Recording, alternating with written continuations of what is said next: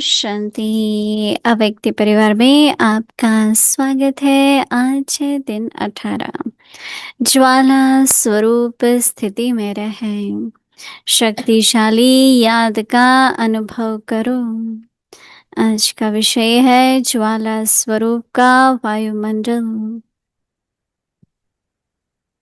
अव्यक्तिशाली समय प्रमाण अब सर्व ब्राह्मणात्माओं को समीप लाते हुए ज्वाला स्वरूप का वायुमंडल बनाने की सेवा करो। उसके लिए चाहे भट्टियां करो या आपस में संगठित होकर रूरिहान करो, लेकिन ज्वाला स्वरूप का अनुभव करो और कराओ। इस सेवा में लग जाओ तो छोटी छोटी बातें सहज परिवर्तन हो जाएंगी।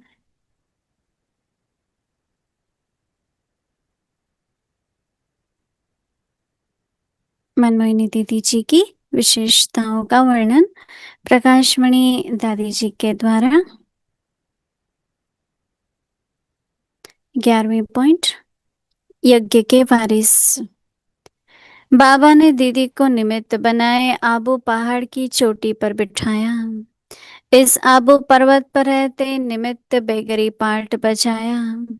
यज्ञ कुंड के अनेक कुंड बनाए। उसके बाद बाबा ने अपने अनेकानेक वारिस बच्चों को निकाला। कितने बच्चे तन मन धन से सहयोगी निश्चय बुद्धि बने। भारत जो बाबा की जन्मभूमि है, उसमें पहले त्याग तपस्या और सेवा का कार्य चला। मम्मा बाबा ने भारत में कई स्थानों पर जाकर अनेक सेवाएं की, अनेक वारिस बच्चे पैदा किए। फिर बाबा ने यह पांडव भवन बनाया। यहाँ से हर कार्य बाकायदे चला। यहाँ से बच्चों को चारों ओर सेवा का अनुभव कराने भेजा। अपनी 16,000 की माला तैयार कराई तो मैं एक और देखती, कहाँ बेगरी पाठ, कहाँ अनेक वारिस बच्चे और कहाँ बेहद सेवा। फिर बाबा ने अव्यक्त बन अपना पाठ बजाया। उसके पहले हमारी प्यारी माँ और भाव विश्व किशोर को गुप्त रीति से हम बच्चों के बीच से उड़ा दिया। उनके जाने की भी बड़ी गुप्त कहानी है। आगे चल इसका भी राज खुलेगा। हम जानते हैं कोई बहुत बड़े विशेष पाठ के लिए हमारे यज्ञ के वारिस गए हुए हैं।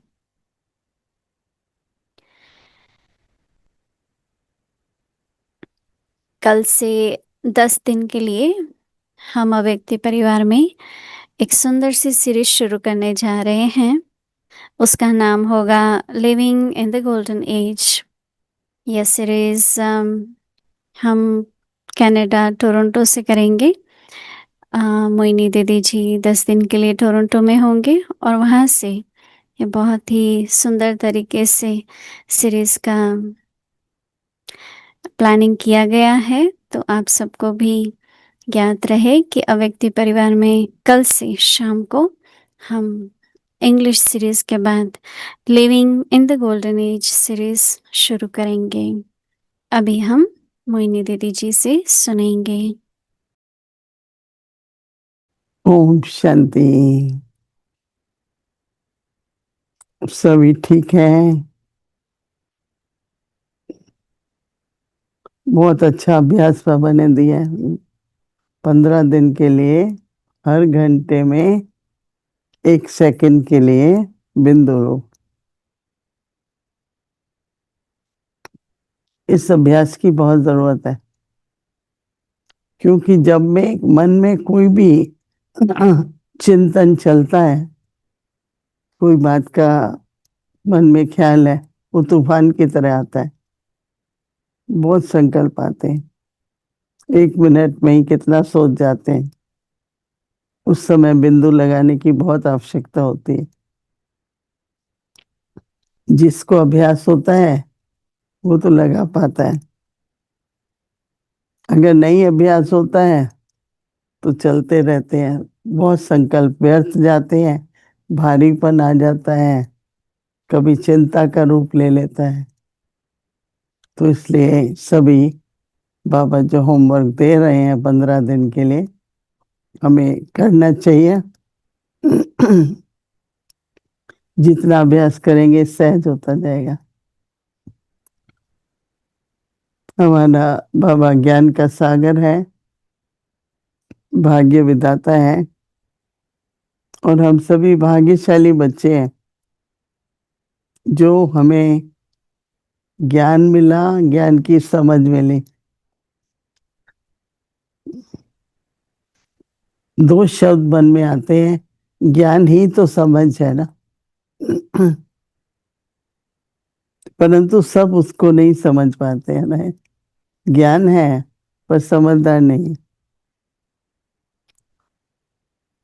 तो ज्ञान को कैसे हम अपने जीवन में एक समझ बनाएं और हमारा हर संकल्प वचन कर्म समझ से चले। समझ जो सेंसिबल होता है, समझदार होता है, उसकी व्यवहार से, बोलने से वो पता लगता है ना। और दूसरा चाहिए जीवन में शक्ति। सिर्फ कोई ज्ञानी तो आत्मा है, अगर योगी नहीं है तो वो ज्ञान बुद्धि तक रहेगा, परंतु शक्ति की जरूरत है। और वो होती है जब हम उस ज्ञान को मनन करके एकाग्रता से प्रभु मिलन का अनुभव करते हैं। सर्वशक्तिवान भाव से संबंध जोड़ने से शक्ति प्राप्त होती है। तो समझ और शक्ति सौभाग्य से मिली है, परंतु उसका प्रयोग करना तो वो देखो, वो बहुत सालों लग जाते हैं उसमें, जब हमको पूरी तरह से हर बात समझ आए।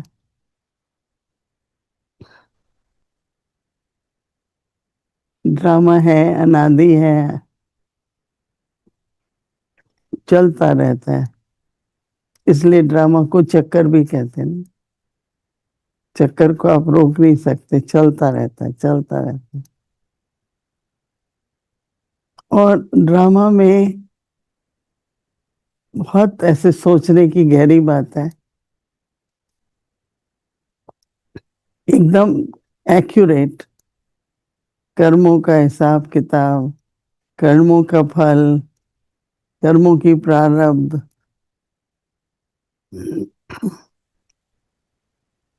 तो सीन्स आते हैं ड्रामा में,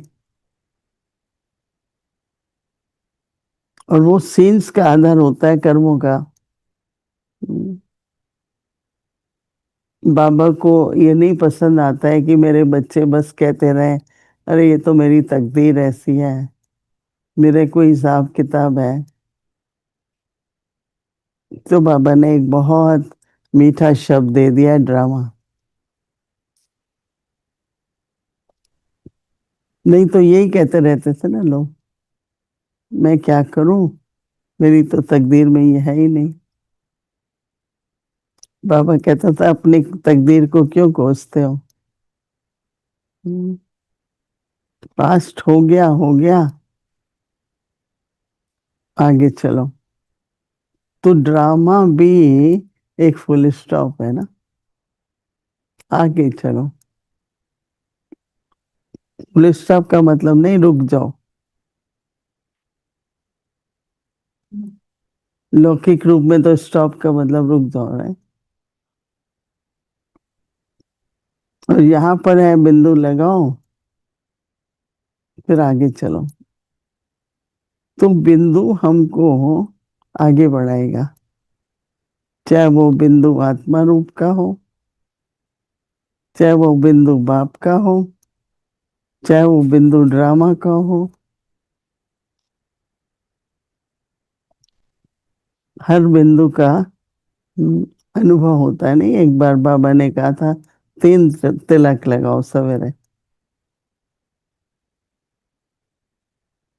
और ऐसे ही होता है, जब आप बिंदु लगाना चाहते हैं कई बार, हाँ, ड्रामा का नहीं लगता है तो बाबा का लगाओ, बाबा का नहीं लगता तो आत्मिक रूप में लग जाओ। और तीनों अभ्यास जरूरी है। मैं आत्मा ज्योति बिंदु हूँ, बस टिक जाओ उसमें। मेरा बाबा भी बिंदु और सिंधु है। एक सेकंड में बुद्धि बिंदु बाप, सिंधु बाप है। तीसरा, जो बीत गया वो बीत गया ड्रामा। तो तीनों बिंदुओं का अभ्यास करें। या कभी कभी तीनों भी लगा सकते। नहीं, बाबा कहता है 3 तिलक लगाओ, 3 बिंदु लगाओ।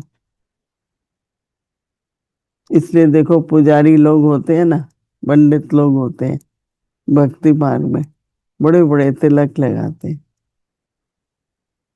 हम्म, वो तिलक क्या है? माताएं सिर पर बिंदु लगाती हैं, बिंदी लगाती हैं। वो क्या है? तो इस तरह से बिंदु का महत्व बहुत है।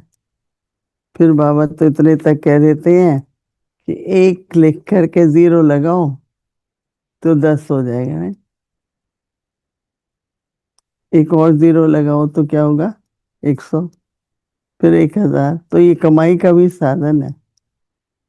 आपके संकल्प व्यर्थ नहीं जा रहे, तो संकल्पों से भी आपकी कमाई हो रही है। तो बहुत तरह के लाभ हैं इस अभ्यास के। बाबा कह रहे एक दिन नहीं, एक बार नहीं, लेकिन 15 दिन के लिए करो। तो हम सबको करना चाहिए, और देखो उसकी प्राप्ति, उसका परिवर्तन, उसकी शक्ति, क्या क्या अनुभव हमें होता है। बाबा इस मास के लिए, विशेष कल के लिए, मैं बार बार सोचती हूँ कि बाबा अगर किसी बात को दोहराते हैं, काफी जोर देते हैं, ये बहुत महत्वपूर्ण है, तो जरूर कोई ऐसी परिस्थिति आनी है जिसमें हमें इस संगठन ज्वालामुखी योग जरूर चाहिएगा। तो बाबा कहता है कि इस संगठन में अभ्यास करते रहो। हम्म, चाहे कर्म योग कर रहे हैं, रुक जाओ कि अभी हम 3 मिनट सभी, 5 मिनट सभी संगठित रूप से ज्वालामुखी योग करते हैं। एक तो होता है चलो जाके योग में बैठो, बाबा के कमरे में बैठो, क्लासरूम में जाके बैठो। एक है कुछ भी कर रहे हैं, और जब है ही एक एक घंटे में है तो वो भी कर सकते हैं हर घंटे। अच्छा, हर घंटे नहीं करते हैं तो रुक जाओ कभी भी, चाहे 2 हैं चाहे 10 है, संगठन। तो मुझे लगता है ये अभ्यास भी हमें अपने सेवा केंद्रों पर, अगर परिवार में भी ज्यादा सदस्य ज्ञान में हैं, तो हमें संगठित रूप से योग करने का भी बाबा जो महत्व कह रहे हैं, मैं तो समझती हूँ ऐसी आवश्यकता होगी कि जैसे एकदम, हाँ, संगठित रूप से योग वो ज्वालामुखी होगा। हाँ, एक एक की लकड़ी होगी ना तो कितनी सारी होगी, तो ज्वाला बड़ी होगी ना, जो उसका फ्लेम होगा वो बहुत बड़ा होगा ना, उसका प्रभाव फिर उतना ही निकलेगा। तो इसलिए इस बात को भी हम ध्यान दें। जैसे 1 सेकंड का बिंदु कहते हैं, वैसे संगठित रूप का योग पर भी हम ध्यान दे के देखें। बहुत वातावरण पावरफुल हो जाएगा। उस वातावरण में बहुत कुछ भस्म हो जाता है। कोई नेगेटिव वाइब्रेशन है, किसी का संस्कार है, वो जब बैठेंगे ना, उससे वो सब संस्कार मिट जाएंगे, पिघल जाएंगे। तो परिवर्तन के कई तरीके, आप सिखाओ किसी को, बताओ किसी को, या बोलो चलो हम सभी अभी बाबा की याद में बैठते हैं। तो संगठित रूप का बाबा कह रहे हैं, ज्वाला स्वरूप का वायुमंडल बनाओ।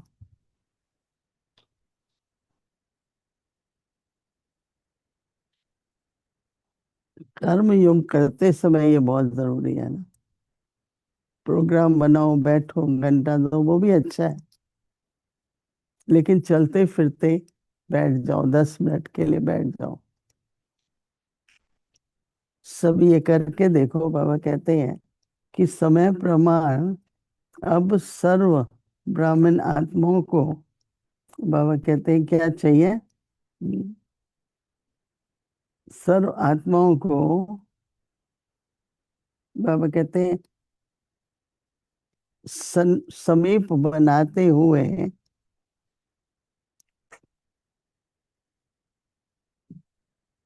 स्वरूप बनाते हुए ज्वाला स्वरूप का वायुमंडल बनाने की सेवा करो। समय प्रमाण अब सर्व ब्राह्मण आत्माओं को समीप लाते हुए ज्वाला स्वरूप का अनुभव करो। तो वो जो एक दूसरे के साथ की समीपता है ना, वो कैसे बढ़ेगी, जब संगठन में बैठ के योग करेंगे। तो ये अंडरलाइन करें, हर एक अलग अलग बैठता है वो तो ठीक है, बाबा कहते हैं कि इकट्ठे बैठोगे तो समीपता रहेगी। तो बाबा कहते हैं कि इसके लिए चाहे बट्ठे करो,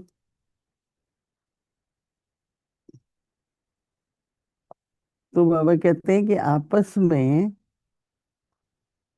समीपता हम्म, होना, रू रेहान बाबा कहते हैं, समीपता के लिए दूसरा रू रेहान करो।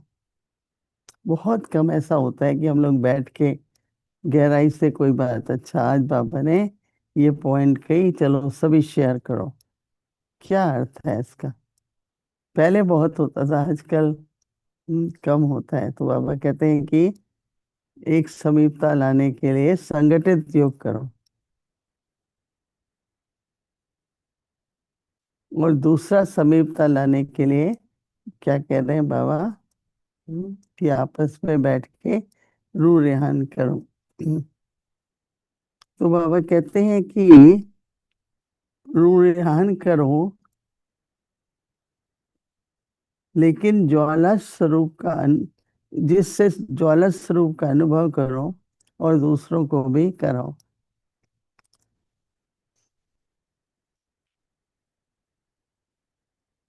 तो बाबा कहते हैं कि इस सेवा से क्या होगा, हम्म, इस सेवा से बाबा कहते हैं कि छोटी मोटी बातों से दूर हो जाएंगे, अर्थात परिवर्तन आ जाएगा। बात तो कोई भी बड़ी नहीं होती है ना, हम बड़ी बना देते हैं, हमेशा छोटी होती है। फिर दूसरे से करेंगे, फिर ऐसा होगा, फिर इंटरप्रेट करेंगे, फिर सोचेंगे, बड़ी होती जाती है, विस्तार होता जाता है। तो बड़ी बात को छोटा करना है, ना कि छोटी को बड़ा करना है, राइट। तो बाबा कहते हैं समीपता जब होगी तो छोटी छोटी बातें ध्यान पर नहीं आएंगी। समीपता नहीं होती है तो हर एक की हर बात खटकती है। तो बाबा ने जो हमको दो तरीके विधियां दी हैं, संगठित रूप से योग करो, संगठित रूप से ऋण रिहान करो, तो संबंध में समीपता होगी, और छोटी छोटी बातें खत्म हो जाएंगी। ये वरदान तो हमें ले लेना चाहिए। अभी हम कुछ क्षणों के लिए बैठेंगे और हम अभ्यास करेंगे। मैं ज्योति बिंदु आत्मा हूँ।